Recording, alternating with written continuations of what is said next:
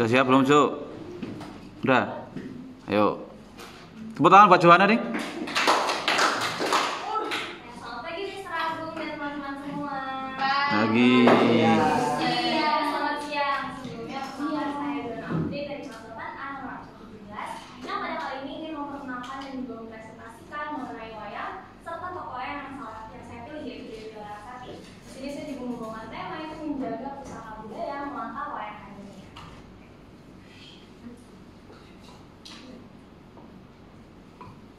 Nah, sebelumnya dari presentasi teman kita yang tadi, ada yang masih ingat nggak sih bahwa tanggal 7 November itu ada apa? Lumayan, ya benar banget. Jadi 7 November, tepatnya 2003, di Paris UNESCO itu akhirnya menetapkan bahwa pada tanggal 7 November itu dinobatkan sebagai Hari Wayang Nasional. Jadi pada masanya kehadiran wayang di Indonesia itu sudah ada sejak 1500 sebelum Masehi. Jadi pada awalnya bentukan wayang itu hanya terbuat dari remutan yang diikat, jadi masih sangat sederhana, contohnya seperti di gambar ini.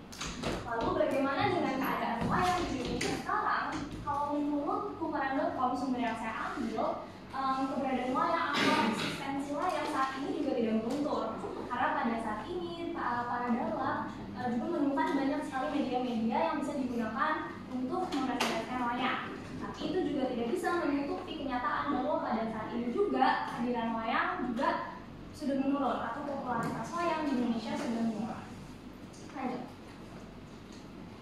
Oke, ini masih masuk ke latar belakang saya, namun berbeda dulu dengan pandangan anak muda terhadap wayang.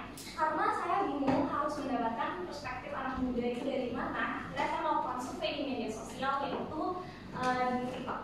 Jadi di sini saya mencari video-video wayang yang akhirnya saya mencoba menemukan pandangan anak muda dari kolom komentar. Dan yang saya temukan bahwa di zaman sekarang nggak semua anak muda itu tidak mengetahui wayang. Bahkan di beberapa dari mereka juga yang mencoba untuk memperkenalkan wayang kepada masyarakat. Misalnya kayak video juga yang tadi Sheryl buat itu juga termasuk memperkenalkan wayang kepada masyarakat. Oke, jadi tokoh siapa sih wayang yang saya pilih atau siapa yang saya jadikan sebagai berkaitan dengan karakter saya, yaitu saya memilih Larasati. Atau Larasati adalah seorang dewi yang berasal dari tokoh wayangan akulturasi dari Jawa dan juga India. Dewi Larasati memiliki nama lain atau bukan lain sebagai Dewi Larasati. Jadi mengapa dia disebut sebagai tokoh wayang dari akulturasi Jawa dan juga India? Karena dia berasal dari wayangan Jawa yang disisipkan juga ke dalam kisah Mahabharata India. Lalu alasan saya memilih itu cukup simpel. Yang pertama, persamaan karakter saya dan juga Dewi Larasati. Mengapa? Karena sejak awal tugas ini saya merasa sulit sekali menemukan wayang-wayang yang memang memiliki sikap dan karakter yang sama dengan saya. Yang kedua adalah beliau dan Dewi ini juga adalah tokoh yang sangat inspiratif. Jadi di cerita-cerita selanjutnya saya akan menunjukkan berapa saya terinspirasi dengan karakter dan juga sikap beliau. Kalau yang ketiga juga memiliki kisah yang menarik. Jadi di bagian atas dari dua sumber ini adalah sifat asli dari Dewi Larasati. Yang sama dengan saya adalah yang bawah ini. Jadi yang pertama itu mampu meredakan emosi. Jadi dibandingkan meluapkan emosi saya itu cenderung lebih memilih untuk menenangkan diri. Ya, yang kedua ini adalah salah satu sifat yang saya ambil, yang saya yakini mungkin gak semua orang setuju dengan opini saya bahwa ini cocok dengan sikap saya karena memiliki kelemah lembutan dalam diri saya. Kayak gitu. Ya, kenapa? Karena ketika merasa kesel dan marah, saya itu sulit untuk melampiaskan hal tersebut kepada orang lain yang ada di sekitar saya. Gampang, ya. Lalu yang ketiga adalah sabar. Selama menunggu sesuatu, diri saya pun cenderung sabar karena saya lebih memilih bersabar untuk mendapatkan sesuatu yang maksimal daripada bersikap gegabah atau buru-buru, tapi mendapatkan hasil yang sangat finalis. Lalu yang terakhir adalah setia. Menurut saya sebuah kesetiaan itu berdasarkan dengan sebuah kesabaran. Jadi di saat kita menunggu sesuatu dengan bersabar, artinya kita setia dan juga konsisten mengenai suatu hal. Lalu ini adalah kisah hidup dari Dewi Larasati. Yang ada di sini hanya ada poin-poinnya saja, jadi saya akan menceritakan secara langsung. Jadi yang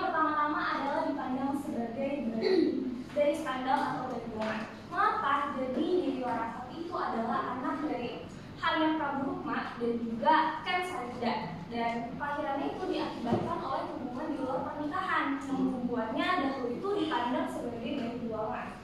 Lalu akhirnya dia tumbuh dengan ketiga saudara tirinya yang ternyata ketiga saudara tirinya itu juga berasal dari ayah yang berbeda-beda. Ya, jadi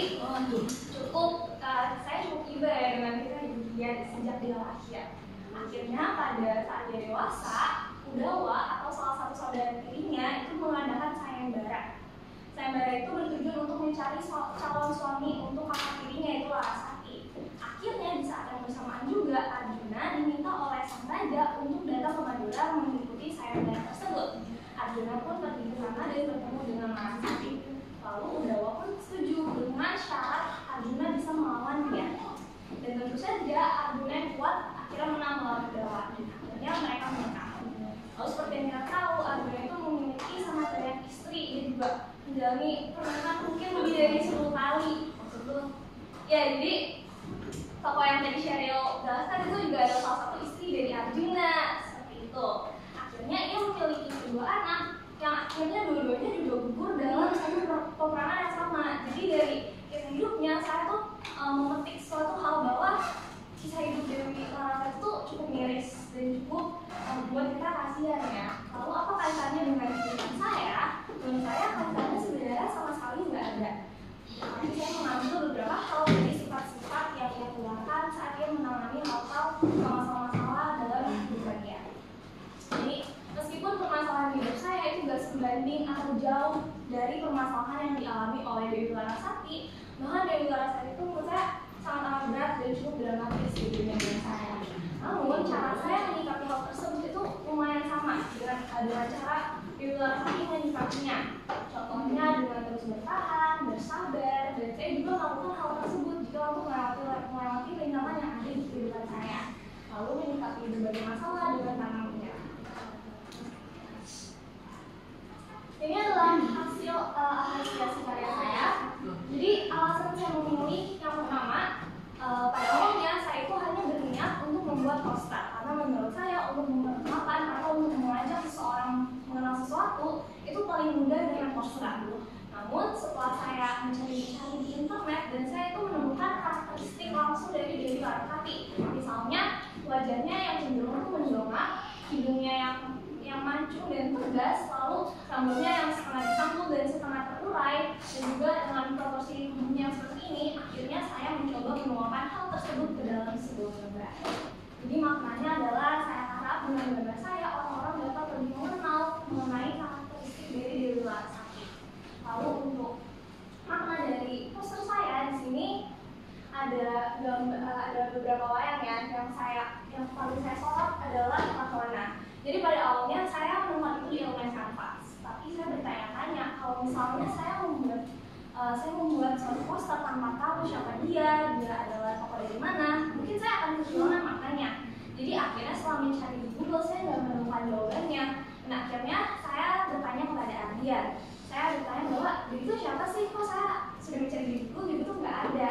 Ardian bilang dia adalah Rakwana. Setelah saya cari di Google ternyata benar bahwa wayang yang ada yang paling saya sorot di poster saya merupakan Rakwana. Jadi Rakwana adalah tokoh dari India yaitu Ramayana. Dia adalah seorang tokoh yang antagonis di sana. Lalu di sini saya juga menambahkan beberapa elemen alat-alat musik yang biasanya ada di dalam pertunjukan wayang.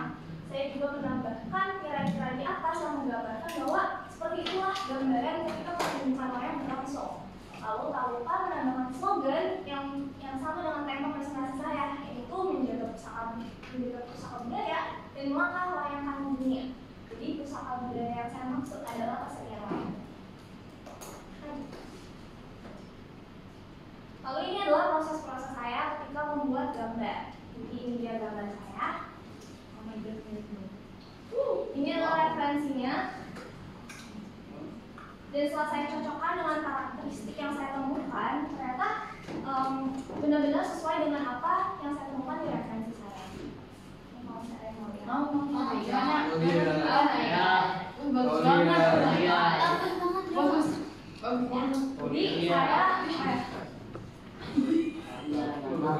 Jadi saya memulai menggambar ini tuh dari bagian kepala ya. Karena menurut saya dan juga beberapa kendala tuh mungkin ada ya dalam pembuatan proses gambar ini.